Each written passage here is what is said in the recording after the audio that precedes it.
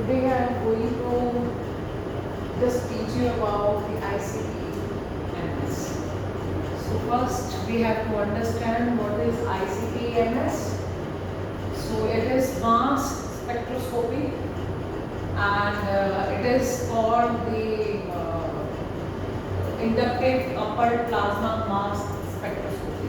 So it is the most advanced form of to analyze the or quantify or the elements from the sample. So what are the important factors? What are the principles? What are the characteristics are required to detect the component, whether we call it as an element or heavy metals from the sample. So the first thing we have to understand what are the unit, what are the principles, what are the characteristics.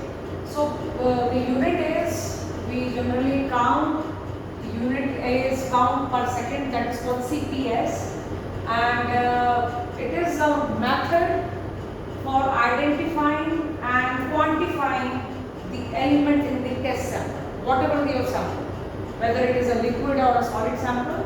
So generally we used in the industries to detect the heavy metals in the cosmetics, in the food. So it is a very prominent instrument and very precise instrument. So what are the simple, first before entering into it, we have to understand the working principle of this.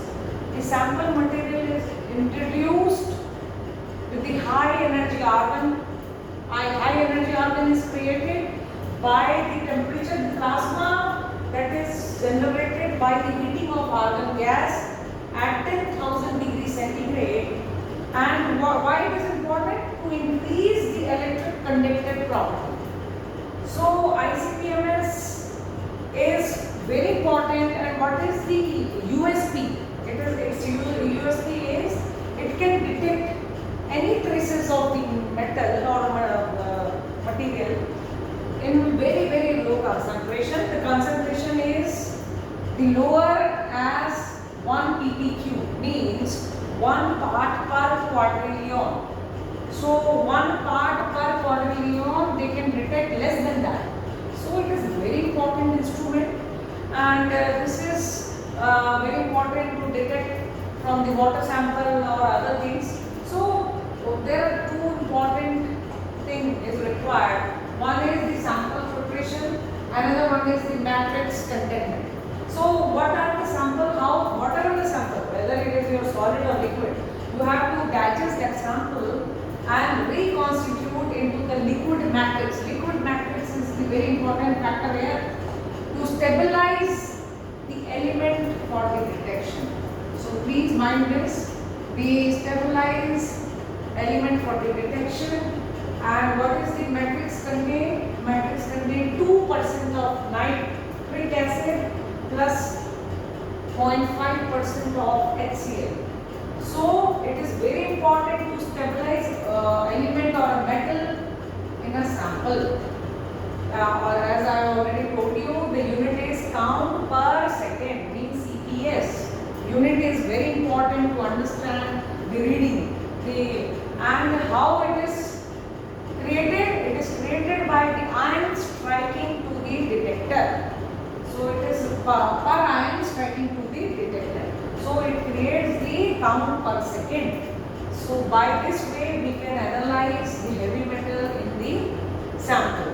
So this all in very short, we determine almost approximate 70 of the metals.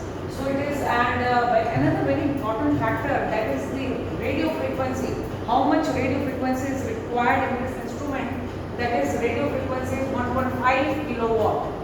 So this is very important to understand. Again I repeat all the striking point of this.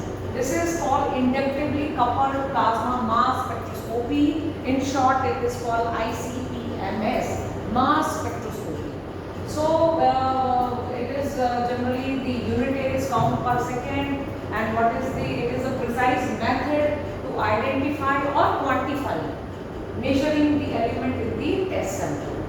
And the principle, first to understand the similar principle, the sample material introduced to high energy argon plasma which contain electron that is negatively charged and positively charged argon ion, and it characterize what is the characteristic of plasma. Why it is a very important factor in detecting, because plasma, high energy plasma, they can split the material into individual atoms.